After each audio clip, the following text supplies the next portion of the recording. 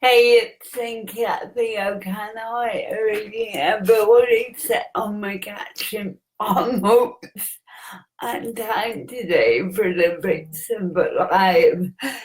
Thank you for joining me. And if you're watching in the replay, thank you for joining me. If you have never seen me before, I am Kathy O'Connell. I run Radiant Abilities. It's a business devoted to self-esteem, confidence, and empowerment for people with disabilities to create and live the life you want. And every week I go live here on my page with a video chat about usually the blog posts of the week. I write a weekly blog about living with a disability and how to live happily, successfully, confidently, and most importantly, create the life you want. Go for the dreams you want in your life. This week, because tomorrow is the 29th anniversary of the Americans with Disabilities Act. You know what? I get a little emotional because what comes to me when I talk about it is, so I was right out of college, did the math to figure out how old I am. I was right out of college in July of 1990. I can't believe I'm emotional. And getting it. Didn't plan for that. So anyway, I was right out of college, July 1990. I think when it passed, I was just beginning to have discussions about my first job. I think, already in the interview process. But I remember standing in my parents' kitchen because they always had the TV on. I grew up in the house with the least of 3 TVs. Consequently, as an adult, I virtually watched no TV, but I grew up with a lot of TV. And I remember standing, watching the TV, and I was in 22. I was right out of college. I'm embarrassed to admit this, but I wasn't up on things. I didn't know that this was all coming to fruition. I was pretty self-centered college student at the time, but I remember, and this is what trips me up, is seeing the masses of people in Washington with so many different disabilities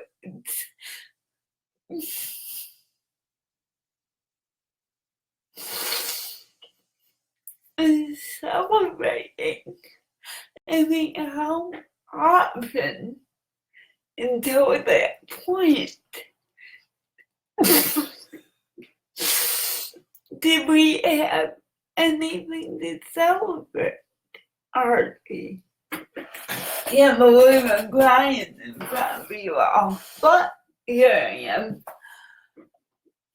And they know the ADA certainly has loopholes that are not very favorable to people with disabilities, but it would still a significant civil rights moment for people with disabilities that that was the beginning of change. Okay, so now that I got through that, I want to talk about how that's connected to courage. Because leading up to that, I do know now, didn't know that at the time I was 22 in my parents' dining room, but I do know now that what it took for people to get that law passed. I mean, the people who chain themselves to boxes, the people who called up capitals and debts, the people who lobbied and lobbied and lobbied and were probably ignored for years before their voices ever got heard. If we think about all the advocacy, it really comes down to courage. And as I say in the blog post, for years I hated the word courage because if you're a person with a disability, I will bet anything that you have had at least one person say to you, "Oh, you're so courageous." And it's so condescending, it's that, because they don't see you. They just see the disability and assume that having a disability is synonymous with having courage, which is total baloney. Courage comes from wanting the life you want to live and going for it. Mustering up that ability within you to say, you know what, despite these challenges that are there because of my disability, I am still going for what I want in my life. That's courage. That's what people did who fought for the ADA. They wanted and becoming back, and I don't want to swear, so they just wanted curb cuts. They wanted ramps, and they wanted to get into buildings, and they wanted to be able to ride the darn public bus. And they had to fight for that. But their courage came from what they wanted, from the vision they had for themselves, for where they wanted their life to go, what they wanted to do, what they wanted to be involved in. That's where their courage came from.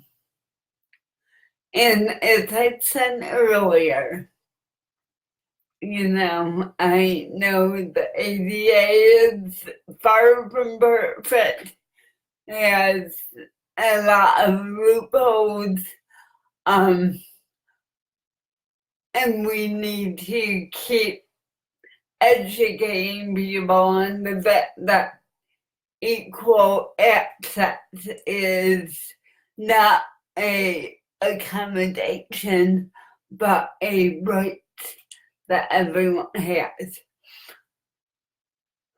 But